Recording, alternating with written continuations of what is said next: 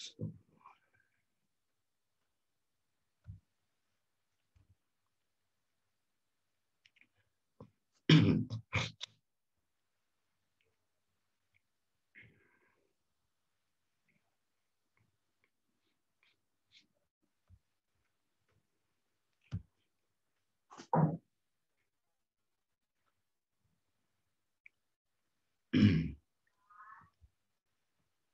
ini yang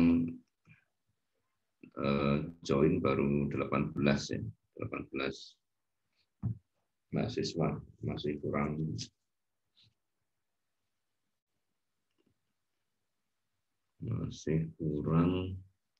7.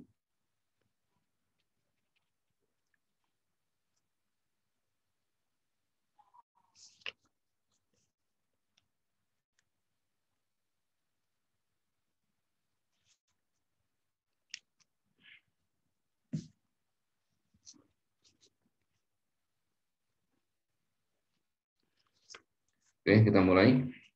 Bismillahirrahmanirrahim. Assalamualaikum warahmatullahi wabarakatuh. Waalaikumsalam. Warahmatullahi wabarakatuh. Ya. Alhamdulillahirrahmanirrahim. Kita panjatkan puji syukur kepada Allah Subhanahu wa taala, Tuhan semesta alam, Tuhan pencipta dan bumi dan seluruh jagat raya ini. Ya, Tuhan di mana kita semua bergantung kepadanya. Tak ada satu makhluk pun yang tidak bergantung kepadanya. Hanya makhluk yang tidak cerdas yang mengatakan dirinya tidak memerlukan Tuhan, dan itu kalau dipikir dengan logika yang ilmiah agak muskil ya. Ada orang tidak mengenal Tuhan, ada orang tidak perlu Tuhan, atau ada orang yang tidak mengakui keberadaan Tuhan. Ini agak aneh. Padahal sebagian besar dari mereka itu adalah orang-orang yang berilmu, orang-orang yang cerdas, orang yang pintar. Mohon maaf, bukan orang cerdas, orang pintar. Kalau orang cerdas pasti akan mengenal Tuhannya. Tapi dia hanya berilmu, tapi tidak cerdas. Kalau pintar mungkin, ya, karena mungkin IPK-nya waktu kuliah dulu 4,0 mungkin ya. Itu orang pintar. Orang cerdas tidak harus 4 IPK-nya.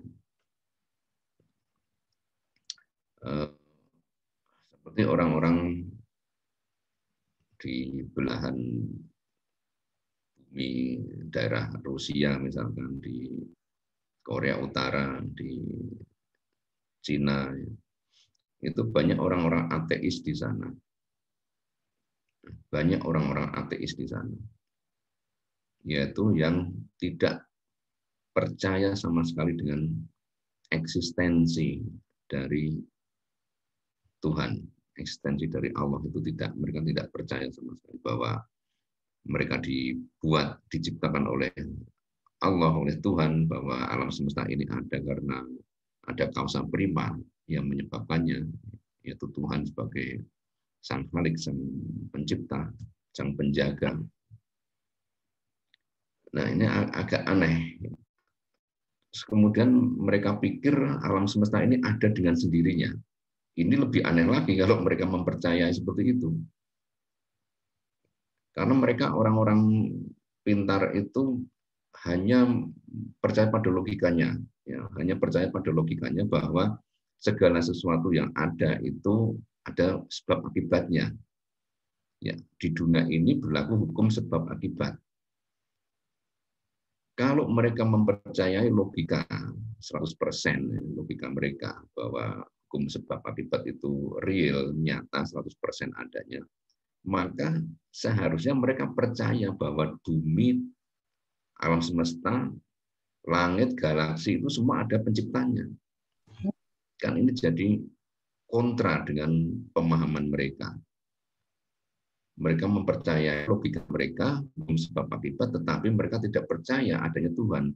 Ini aneh, sangat aneh. Dan logika seperti itu bukan logika orang cerdas. Logika orang cerdas itu ya real, apa yang dia pikirkan sesuai dengan apa yang ada di alam semesta ini. Maka mereka seharusnya mempercayai bahwa ada yang menciptakan alam semesta ini. Alam semesta tidak tumbuh, tidak ada dengan sendirinya. Yaitu ada kekuatan maha dasar yang luar biasa yang menciptakan alam semesta ini. Baiklah, itu hak mereka untuk mereka tidak percaya kepada Tuhan, untuk tidak mempercayai adanya Sang Khalik, itu urusan mereka. Nanti mereka akan buktikan sendiri ketika sudah memasuki alam kubur, sudah memasuki yaumul hisab. Mereka baru menyadari, tetapi kesadaran mereka sudah terlambat, tidak berguna sama sekali. Yang ada tinggal penyesalan seumur-umur mereka selama nanti di akhirat kekal abadi. Naudzubillah min dzalik.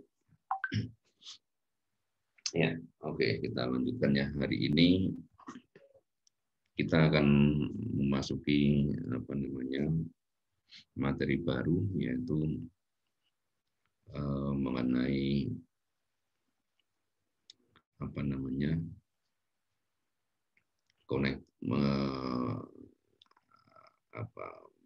protokol ya, bagian dari protokol jaringan atau protokol komunikasi data, yang dimana kita akan membuat kabel ya, kabel null modem dengan menggunakan konektor RS232. Ya, seperti yang pernah Pak Yudan sampaikan di pertemuan yang lalu di dalam pertemuan teori, bahwa untuk praktek null modem ini itu kalian memerlukan beberapa bahan ya. Di antaranya adalah konektor RS232,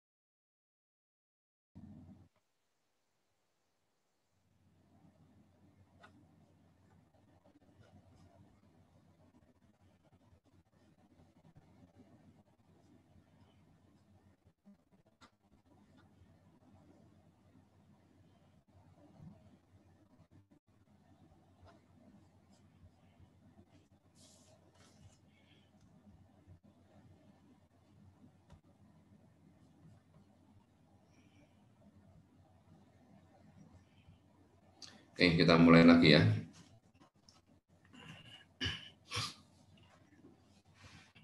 Ya, kita dalam 2-3 pertemuan ke depan itu akan membuat kabel nul modem ya. Kabel nul modem dengan menggunakan materi konektor RS232DP9 itu 2 buah ya. Kita gunakan yang tipe male ya, tipe male bukan yang female, tipe yang jantan ya. Kemudian kabel ya, kabel single sebanyak 8 atau 9 helai ya, dengan panjang minimal 1 meter. Boleh menggunakan kabel menggunakan kabel UTP ya, menggunakan kabel UTP boleh nggak apa-apa. Kan itu ada 8 pasang ada 8 helai ya. Kabel UTP ada 8 helai. RS232 itu ada 9 pin ya, ada 9 pin, tetapi yang pin ke-9 tidak kita gunakan, jadi hanya 8 pin. Nah, 8 pin itu menggunakan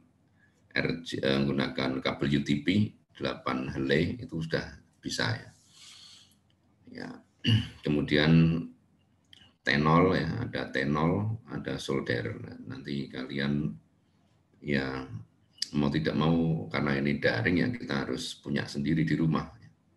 Kalian boleh pinjam, solder itu kan banyak yang punya ya, di satu RT mungkin ada beberapa orang punya solder ya. Kalian bisa pinjam. Mat T0-nya ya kalian boleh minta, boleh beli ya. T0 itu enggak terlalu banyak kebutuhannya. Yang harus dibeli ya RS232. Ya, kita lihat dulu ininya materinya ya.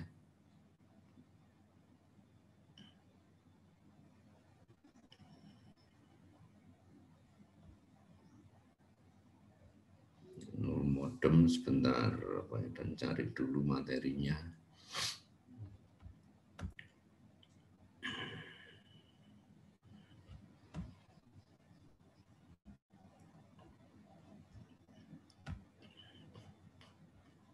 Sudah kelihatan? Sudah, Pak. Baik. Jadi kabel nul modem ya. Kenapa dikatakan nul modemnya? Karena nul itu kan tidak ada. Berarti kabel yang digunakan karena tidak ada modem ya. tidak ada modem. Jadi kita komunikasi data itu kan mestinya pakai modem. Tapi karena kita nggak ada modem, maka kita gunakan sebuah konfigurasi kabel yang dinamakan, atau konfigurasi sebuah interface yang dinamakan null modem, yang mana interface ini memerlukan RS-232 dan memerlukan kabel. Sehingga kita harus membuat sendiri. Nah, sekarang kita kenali dulu apa itu RS-232. Ya. Kita kenali dulu apa itu RS-232. RS-232 itu sebuah interface atau sebuah konektor yang distandarkan, ya, yang distandarkan oleh EIA dulu di awal teori, ya, di awal perguruan teori komputer. Kalian sudah mempelajari ada banyak badan-badan dunia atau badan internasional yang membuat standar. Salah satunya adalah EIA. Selain ada ANSI, ada IEEE, kemudian ada juga ISO, ya, atau IOS, ada ASCII dan lain sebagainya. Itu ada badan-badan dunia yang menstandarkan. Nah, ini EIA ini menstandarkan RS-232. Nah, apa itu RS-232? Yaitu standar komunikasi serial. Ya. Ini konektor yang digunakan untuk komunikasi serial. Di perangkat-perangkat IT itu masih banyak menggunakan RS-232, walaupun untuk belakangan ini peralatan-peralatan itu sudah mulai meninggalkan RS-232, diganti dengan menggunakan USB, menggunakan yang lainnya. Biasanya komputer yang lama atau komputer desktop itu, ya, kalau laptop sekarang kayaknya sudah nggak ada yang pakai RS-232. Tapi di komputer desktop itu masih ada RS-232, kemudian di peralatan modem dan lain sebagainya. Kemudian ada dua jenis RS-232, itu yang DB9 atau 9 pin, dan juga yang B25, ya, 25 pin. Ya, kita akan gunakan yang DB9, ya. Dalam praktikum ini kita akan gunakan yang DB9.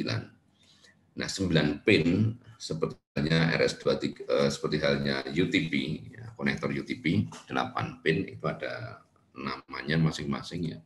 Ada kegunaannya.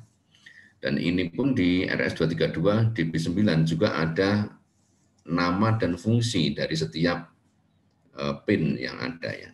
Ada 9 pin, kita lihat di situ. Pin yang pertama itu disebut sebagai pin carrier detect atau disingkat CD, ya, carrier detect. Kemudian pin yang kedua adalah pin receive data, ya, RD. Kemudian yang ketiga transmit data, TD. Yang keempat data terminal ready, DTR. Pin kelima itu untuk system ground, SG. Kemudian pin keenam itu data set ready, DSR. Pin ketujuh itu request to send atau RTS, dan pin 8 clear to send, CTS, dan pin 9 adalah ring indicator atau RI. Nah, dari 9 pin ini nanti yang tidak kita gunakan adalah pin 9, ya. Karena pin 9 ini digunakan untuk koneksi yang memerlukan nada dering, ya, seperti telepon atau apa yang lainnya, ya. Dengan modem itu ada nada dering, ya. Sedangkan kita tidak ada nada dering, sehingga pin 9 tidak kita gunakan. Nah, ini penampilan dari RS-232 DB9. Itu yang sebelah kiri ini adalah yang tipe male atau jantan, kemudian yang tipe female itu sebelah kanan, ya. Ya. Oke, kita lanjut. Ya. Tadi di atas sudah kita jelaskan, pin 1 itu untuk data carrier detect, pin 2 untuk receive data, pin 3, 4, dan seterusnya. Itu nanti kalian baca. Kemudian sekarang fungsinya apa? fungsinya apa dari masing-masing pin ini, ya. Atau kita bahas dulu pengelompokan pin, ya. 9 pin yang ada di RS232 itu kita bagi menjadi beberapa kelompok, ya. Tapi yang terpenting itu adalah 2 kelompok, yaitu kelompok data dan kelompok handshake, ya. Kelompok data itu hanya ada 2, yaitu TD dan RD, transmit data dan receive data. Di situ jelas, ya, dari namanya sudah bisa kita ketahui bahwa pin 2 dan pin 3, transmit data dan receive data, itu digunakan untuk mengirim dan menerima data. Jadi digunakan untuk mengirim dan menerima data. Sedangkan yang lainnya itu disebut sebagai pin handshake. Handshake, kalau dalam kamus kalian cari artinya, handshake itu artinya bersalaman. Bersalaman. Nah, nanti akan saya jelaskan apa artinya itu, ya. Pin handshake itu terdiri dari RTS, request to send, CTS, clear to send, DSR, data set ready, DCD, data carrier detect, dan DTR atau data terminal ready. Sedangkan pin 5 dan pin 9 itu sinyal ground tadi pin 5, ya. Kemudian pin 9 itu adalah ring indikator, itu tidak masuk di kedua kelompok itu. Jadi di sini yang utama itu ada 2 kelompok, yaitu pin kelompok data dan pin handshake. Nah, kenapa disebut sebagai pin handshake? Ya karena pin tersebut, baik RTS, CTS, DSR, DCD maupun DTR, itu dia memerlukan confirm dari pin yang lainnya sebelum dia melakukan satu aktivitas, ya, sebelum dia melaksanakan sebuah fungsinya, melaksanakan fungsinya, maka dia memerlukan confirm atau memerlukan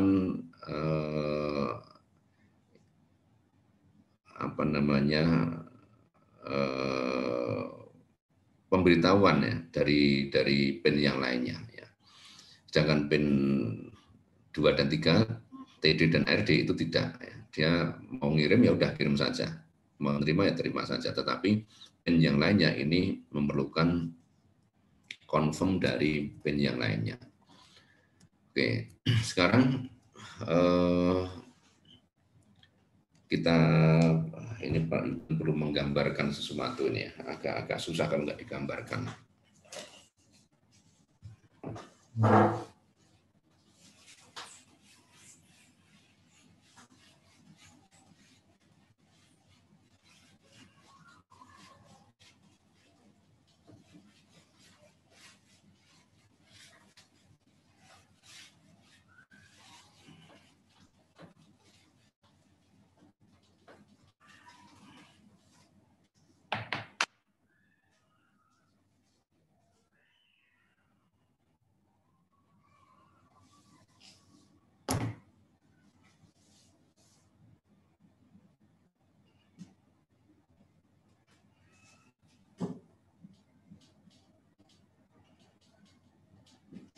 Ini misalkan komputer A, ini komputer B, ya. Di dalam jaringan komputer atau di dalam sistem komunikasi data, mereka akan melaksanakan pertukaran, ya. Kelihatan nggak dari situ? Kelihatan, ya. Mereka akan melakukan pertukaran data, ya. Nah, jarak A dan B ini yang dalam rentang yang jauh, ya, karena itu komunikasi data, maka dia menggunakan jaringan, mungkin jaringan telepon umum, atau mungkin jaringan terestrial, atau mungkin jaringan satelit, atau jaringan menggunakan BTS dan lain sebagainya, sehingga sinyal yang mengalir, ya, yang mereka kirimkan itu bukan sinyal digital, tetapi sinyal analog. Sedangkan sinyal digital tidak bisa merambat dalam jangka jarak yang cukup jauh, ya.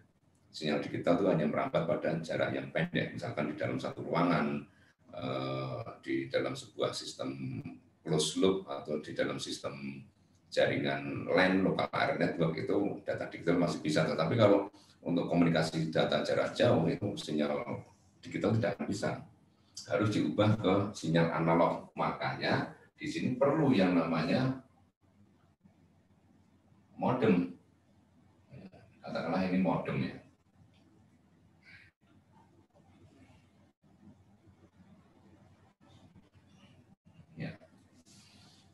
Jadi dari komputer ke modem itu masih data digital ya.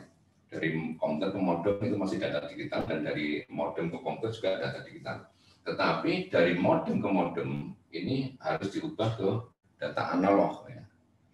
Karena melalui jaringan transmisi yang sangat panjang, yang jauh, mungkin melalui media kabel atau media gelombang elektromagnetik, melalui satelit misalkan, maka ini harus sinyal analog di sini ya.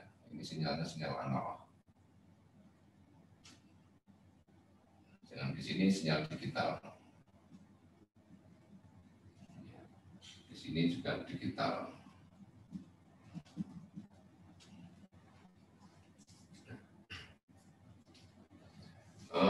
Komputer baik pengirim maupun penerima di dalam sistem komunikasi data itu kita sebut sebagai DTE. DTE. Ini juga DTE. Apa DTE itu? DTE adalah data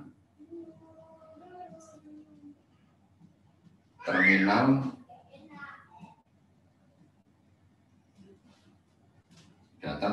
equipment ya, equipment data terminal equipment. Sedangkan modem ini dalam terminologi komunikasi data disebut sebagai DCE. Ini juga DCE. Apa DCE itu? Yaitu data communication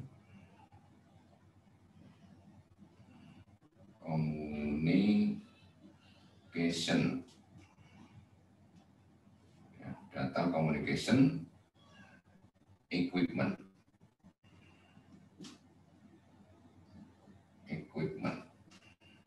ya. Oke.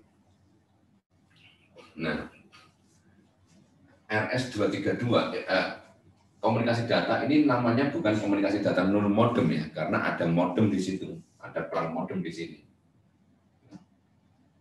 Nah, tetapi karena ini kita praktikum ya di situ tidak ada modem, maka bagaimana kita supaya dengan menggunakan komunikasi serial tadi itu bisa menghubungkan antar komputer tanpa modem, maka kita harus membuat yang namanya null modem, ya, yang namanya membuat interface null modem. Untuk apa? Untuk menggantikan peran modem di sini, dua modem di sini, itu kita gantikan dengan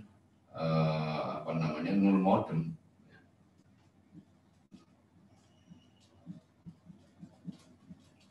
Dengan menggunakan interface null modem. Nah, itu ya. Jadi kenapa kita harus membuat null modem ya? Karena kita nggak pakai modem. Maka dibuatlah null modem. Nah, sekarang bagaimana bentuk ya? Bagaimana bentuk dari null modem itu? Kita lihat sekarang ya. Kita gunakan langsung saja ya, gunakan yang skema A ini tidak kita gunakan, yang no handshaking ya. Terlalu simple ya. Kita bikin yang, karena ini praktikum, kita bikin yang rumit sekalian. Ini loop handshaking tidak kita gunakan. Ini yang half handshaking kita gunakan. Kita langsung gunakan yang full handshaking. Ya, ini dia ya, full handshaking. Oke. Ini dari skema ini ada pertanyaan dulu sebelum Pak Yudan lanjutkan, karena ini nanti mau Pak Yudan hapus. Kalian sudah perlu mencatat nggak itu? Kalau perlu mencatat silakan dicatat dulu, Pak Yudan kasih waktu. Ya. Kasih waktu 5 menit untuk mencatat silakan.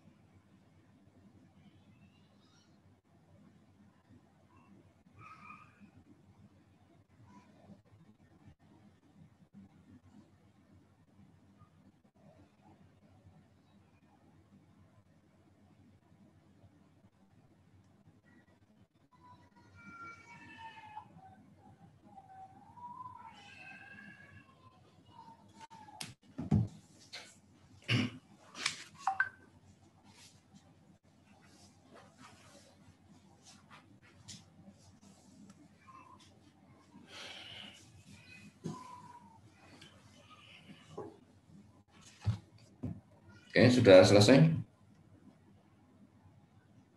Ya, Pak. Ya.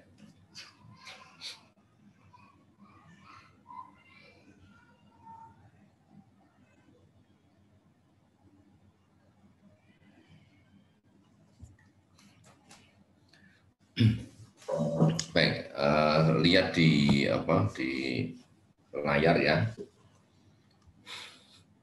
Full handshaking. Ini ada dua konektor RS232 yang sebelah kiri dan sebelah kanan, yang masing-masing, iya kalian sudah pernah lihat RS232 belum ya?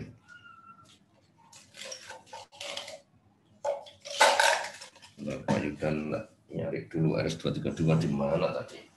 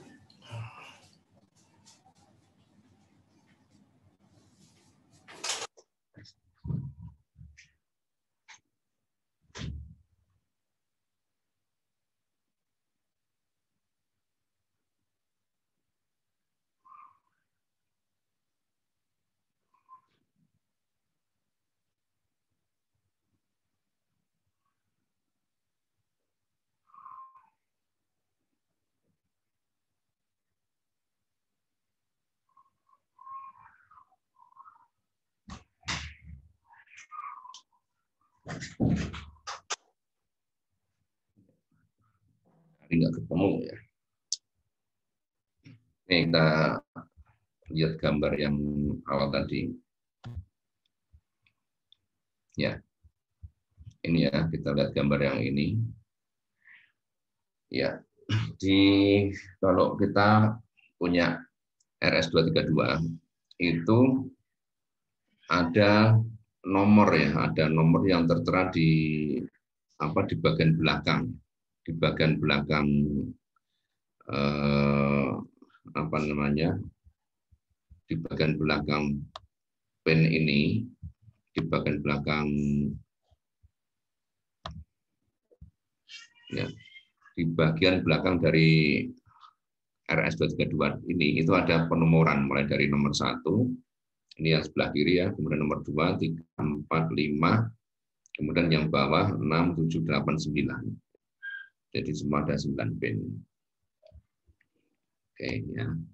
Itu terus kemudian kita lihat lagi penampang yang tadi yang full handshaking. Ya.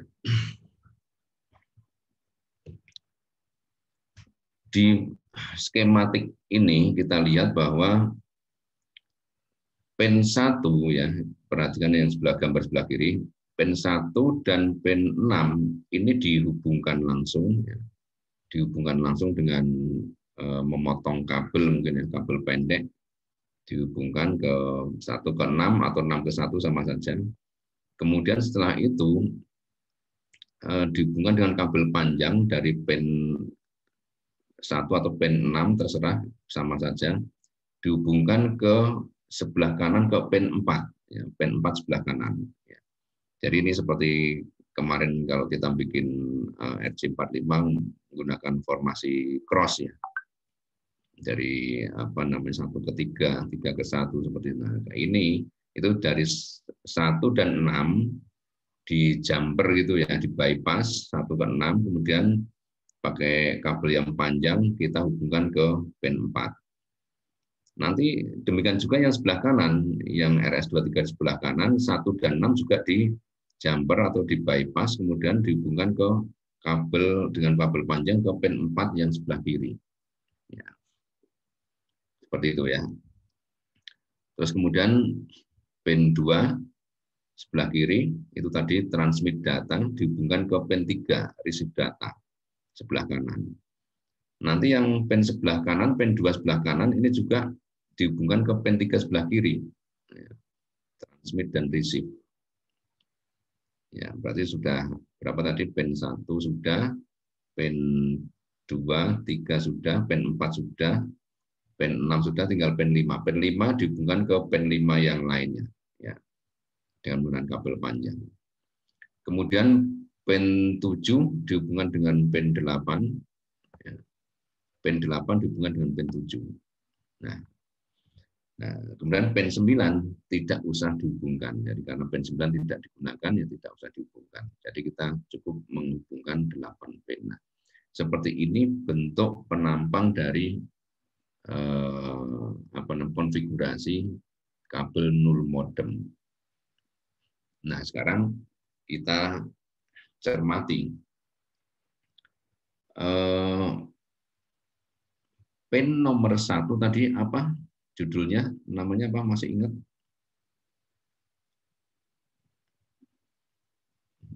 Pin apa? Data apa coba? 1 dan 6. Ya, kita lihat lagi ya. Data carrier detect ya. Nah, ini ya.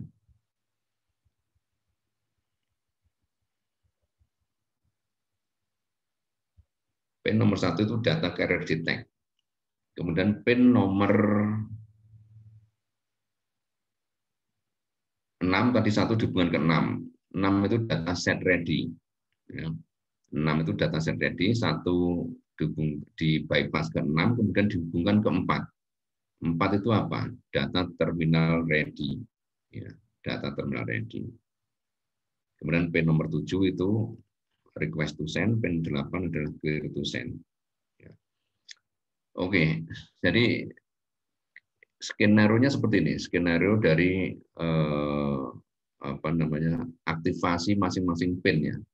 Jadi pin itu kan harus diaktifkan supaya dia bisa bekerja. Nah, ketika kita akan mengirimkan data, itu tentu saja seluruh perangkat harus kita nyalakan. Ini kita menggunakan komputer. Ya. Ketika komputer dinyalakan, ketika komputer dinyalakan, maka pin nomor berapa yang akan on lebih duluan, yang akan bekerja lebih duluan? Pin nomor berapa ya, yang akan bekerja duluan? Ada yang bisa jawab?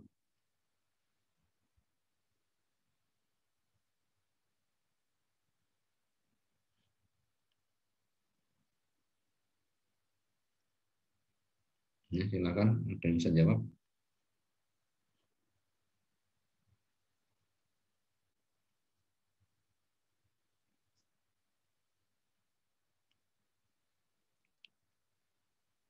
Pin nomor berapa yang akan diaktifkan lebih dulu?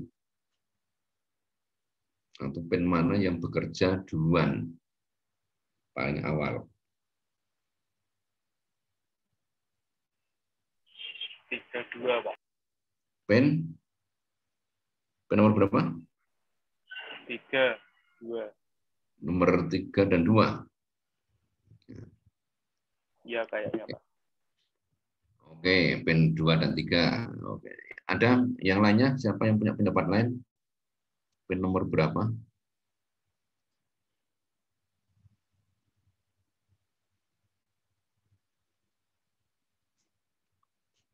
Coba, pin nomor berapa coba?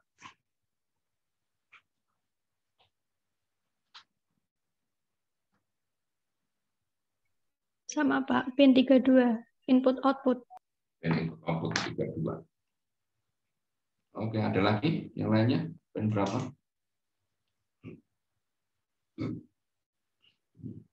Pin nomor berapa lagi coba?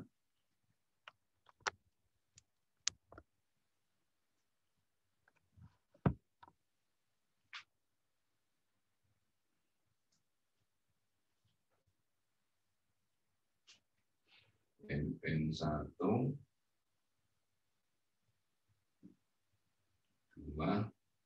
3, 4, 5, 6, 7, 8 ya. Dan 9 nggak usah kita gambarin.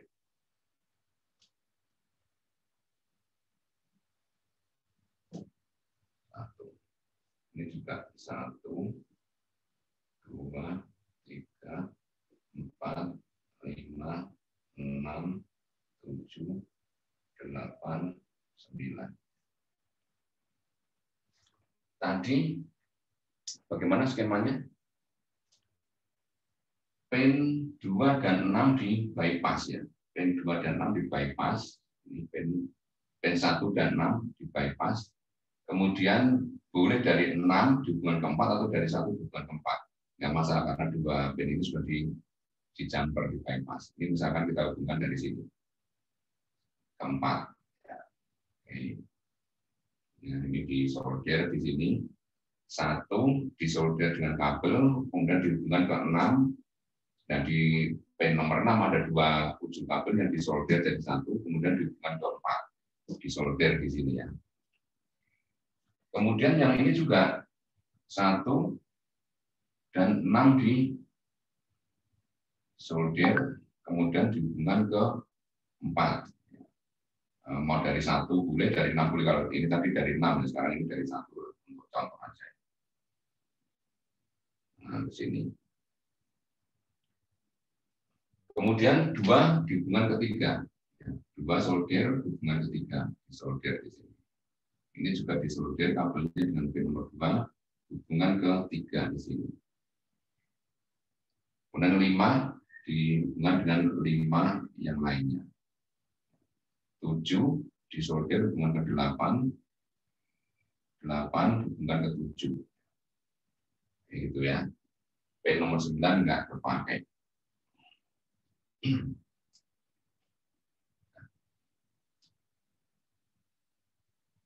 Ya. Pin 2 dan 3 itu bukan pin handshaking ya. Jadi dia tidak perlu confirm. Dia tidak perlu confirm dari pin yang lain.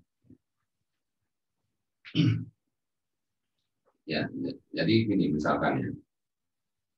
Oke, tadi kalian mengatakan ketika diaktifkan komputer itu maka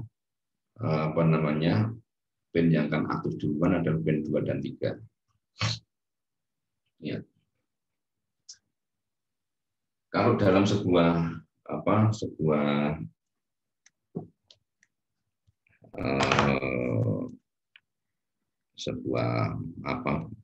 perangkat ya, sebuah modul elektronika itu ketika tombol power di-on-kan maka seluruh komponen itu akan dialiri oleh listrik. Dalam hal ini yang akan pin yang berfungsi untuk memegang kendali atau menstabilkan seluruh tegangan di perangkat itu adalah pin nomor berapa? Pin nomor 5 ya. Pin nomor 5 itu akan berfungsi untuk menstabilkan seluruh tegangan di perangkat yang ada. Maka pin ini yang awal mula ketika power dinyalakan dia akan bekerja lebih dulu. Ya, sinyal ground ini ya. Tetapi ini kan sinyal ground ini tidak ada kaitannya dengan proses pengiriman data atau proses pengenalan pemeriksaan jalur ya, kabel dan lain sebagainya. Ya, dia hanya memberikan cakup daya saja untuk menstabilkan cakup daya. Oke, jadi sebetulnya pin nomor 5 yang akan aktif duluan, tapi itu tidak ada kaitannya dengan proses pertukaran data ya. Nah, sedangkan di dalam proses pertukaran data ini, ketika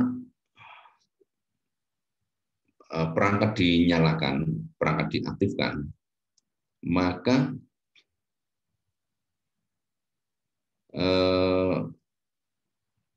pin nomor berapa yang akan aktif lebih dulu. Itu bukan pin 2 dan 3. Pin 2 dan 3 itu dia bekerja nanti setelah yang lainnya siap. Dia tinggal kirim data dan terima data. Tetapi sebelum proses pengiriman dan penerimaan data, itu ada serangkaian protokol yang harus dilalui oleh pin yang lainnya, yaitu pin 1, 4, 6, 7, 8.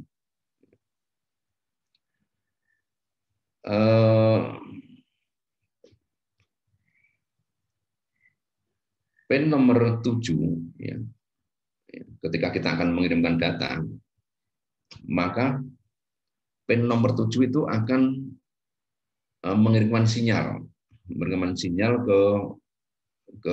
dari DTE. Itu kalian lihat dua kolom yang paling kanan ya, dua kolom paling kanan itu ada judulnya DTE dan DCE. Jadi ketika terminal akan mengirimkan data, maka dia mengirimkan sinyal lebih dulu melalui pin nomor 7. Pin nomor 7 itu mengirimkan sinyal bahwa dia akan mengirimkan data. Output itu berarti keluar ya. Sedangkan modem DCE itu akan menanggapinya. Modem itu akan menanggapinya. Jadi sinyal nomor 7, request to send itu dikeluarkan oleh DTE, dikeluarkan oleh komputer. Kemudian sinyal itu menjadi inputan diterima oleh modem.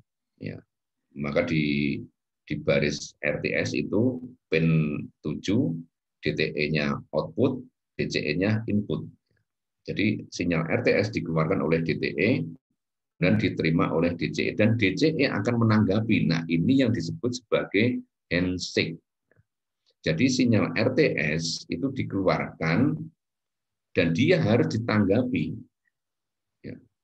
Sinyal RTS dikeluarkan oleh komputer oleh DTE dan harus ditanggapi oleh modem oleh DCE. Maka sinyal RTS dijawab oleh dengan menggunakan sinyal CTS, clear to send. Jadi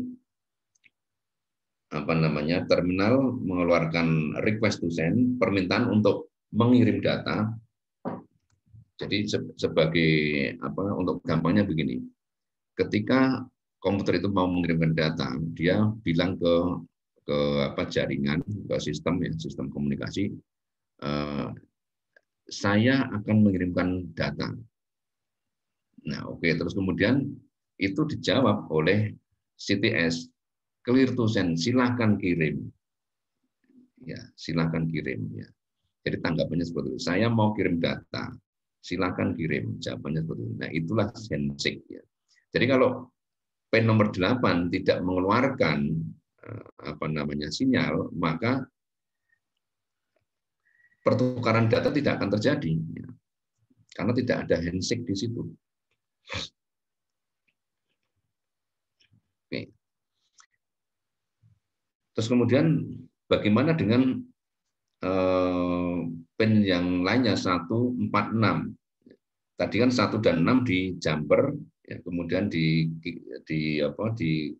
hubungan ke PIN 4. PIN 6 itu adalah data set ready. PIN nomor 1 data carrier detect. PIN nomor 4 data terminal ready. Jadi ketika power dari peralatan itu dinyalakan, maka yang pertama, ya, PIN yang pertama ini di luar PIN nomor 5 ya. Karena PIN nomor 5 kita tidak masukkan di handshake dan di data karena dia tidak terlibat dalam pertukaran data, dia hanya menjaga kestabilan dari tegangannya. Jadi ketika power dinyalakan, PIN yang pertama akan memberikan respon itu adalah PIN nomor 4. PIN nomor 4, data terminal ready. Ini yang pertama akan memberikan respon. Artinya apa? Artinya sinyal DTR itu dikirimkan ke jaringan bahwa kami siap. Ya, saya siap. Terminal siap untuk mengirimkan data. Terminal siap untuk mengirimkan data. Nah, PIN nomor 4 itu dihubungkan ke PIN nomor 1 dan 6. PIN nomor 4 itu DTE. Ya. Itu sinyal ini dikeluarkan oleh terminal, kemudian akan dibalas oleh PIN DSR dan DCD secara serentak. PIN DSR mengeluarkan sinyal data set ready. Data set ready itu dikeluarkan oleh modem. Ya. Data set ready itu dikeluarkan oleh modem. Ya. Kalian perhatikan kode outputnya itu ada di kolom DCE. DSR, kita mulai dari awal. DTR itu mengeluarkan sinyal data terminal ready, ini dikeluarkan oleh komputer. Outputnya ada di DTE. Ya. Dengan DTR ini menjadi input dari DCE. Nah, itu diterima oleh DTE sebagai inputan sinyal DTR. Kemudian dibalas oleh DCE, oleh modem dengan mengeluarkan sinyal data set ready dan data carrier detect. Outputnya, output di DCE itu adalah data set ready dan data carrier detect. Artinya apa di sini? Data set ready itu mengatakan bahwa oke, saya modem siap untuk menjalankan fungsinya membantu Anda mengirimkan data. Kan komputer mengirimkan data itu perlu bantuan modem. Komputer sudah mengeluarkan sinyal DTR, data terminal ready. Kami siap mengirimkan data. Disambut di handshaking oleh DCE, kami siap menjalankan tugas DSR, data set ready. Jadi data set ready itu adalah kesiapan dari modem. Kemudian sambil mengatakan saya siap membantu mengirimkan data, modem juga mengeluarkan sinyal DCD, data carrier detect. Jadi pada saat yang sama ketika modem menerima sinyal DTR, maka modem juga langsung mendeteksi apakah jaringan komunikasi itu dalam keadaan siap atau tidak. Jalur transmisi itu siap atau tidak. Kabelnya itu putus atau tidak. Itu dengan mengeluarkan sinyal DCD. Kalau sinyal DCD on, berarti jalur komunikasi aman dan modem siap untuk membantu mengirimkan data. Berarti oke. Dalam hal infrastruktur, semuanya sudah siap untuk mengirimkan data. Maka setelah itu, setelah sinyal DCD dan DSR itu dikeluarkan oleh modem dan diterima oleh DTE, diterima oleh komputer. Nah, di situ komputer baru tahu, oh ternyata semua sudah siap infrastruktur pendukungnya. Maka yang berikutnya adalah terminal atau komputer mengeluarkan sinyal RTS, request to send. Output, DTE mengeluarkan output sinyal RTS, request to send. Itu menjadi inputan bagi modem, kemudian modem menanggapi dengan mengeluarkan sinyal CTS, clear to send. Oke, berarti persiapan untuk pengiriman data sudah benar-benar siap semuanya, maka selanjutnya adalah DTE mengeluarkan sinyal transmit data. Kemudian ditanggapi dengan receive data. Nah, selesailah sudah proses pengiriman data.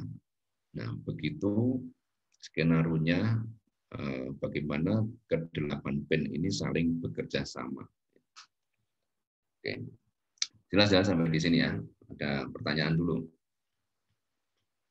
Jadi pin yang aktif pertama kali ketika komputer dinyalakan atau perangkat dinyalakan adalah pin DTR, data terminal ready. Saya siap mengirim data. Kemudian saya mau mengirim data itu ya. Kemudian ditanggapi oleh modem dengan mengeluarkan sinyal 1 dan 6. Data saya ready, kami juga siap. Dan peralatan infrastruktur atau jaringan transmisi juga siap, DCD, data carrier detect. Kabelnya siap. Setelah semuanya oke, maka kalau begitu data terminal equipment atau DTE atau komputer mengeluarkan sinyal, kalau begitu saya mau kirim data sekarang, request to send. Dan dijawab oleh modem, clear to send, silakan kirim. Dan baru aktifkan pengiriman data berikutnya, yaitu dengan mengirimkan data melalui pin nomor 2 diterima oleh modem pin nomor 3. Baru nanti modem mengirimkan ke jalur transmisi. Nah, gitu. Ada pertanyaan sampai di sini?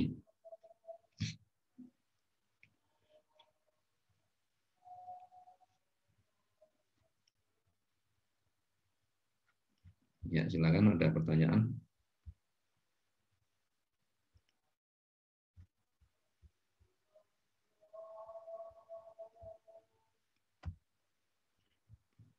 Jelas? Jelas, Pak.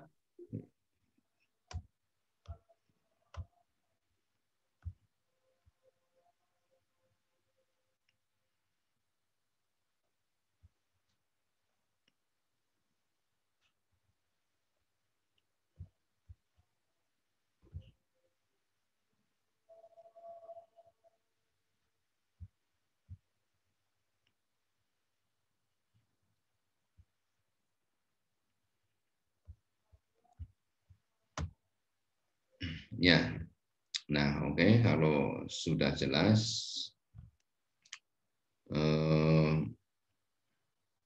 itu materi, ya materi sudah Pak Yudan upload di di El Nino ya. Sudah Pak Yudan upload belum ya? Bentar, saya cek dulu.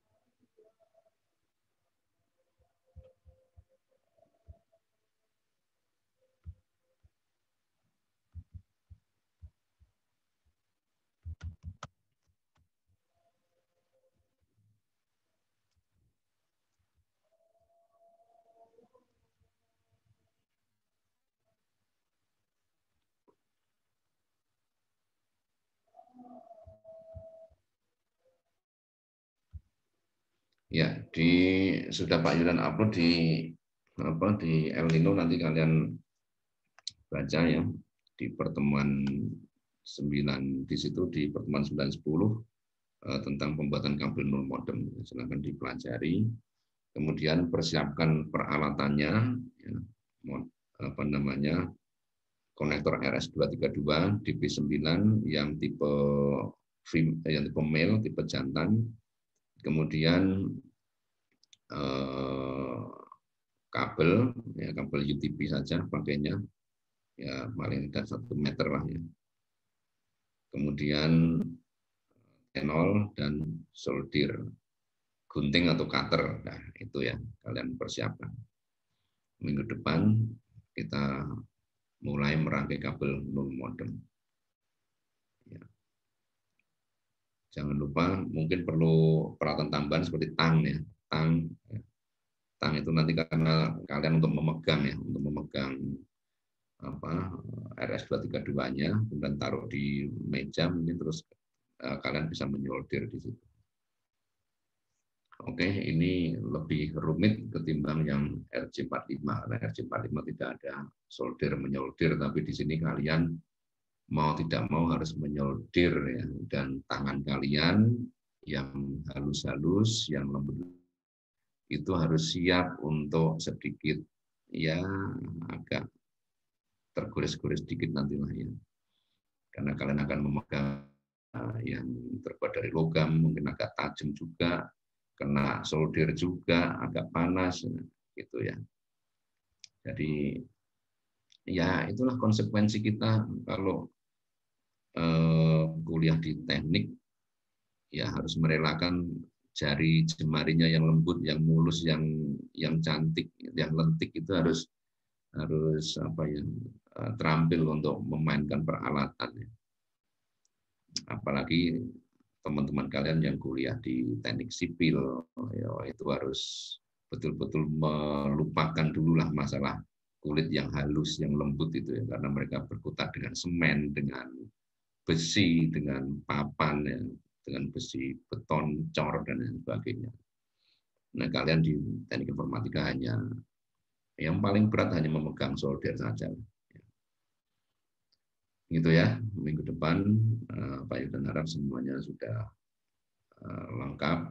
Kita mulai membuat kabel null modem. Oke, gitu ada pertanyaan terkait dengan praktikum minggu depan.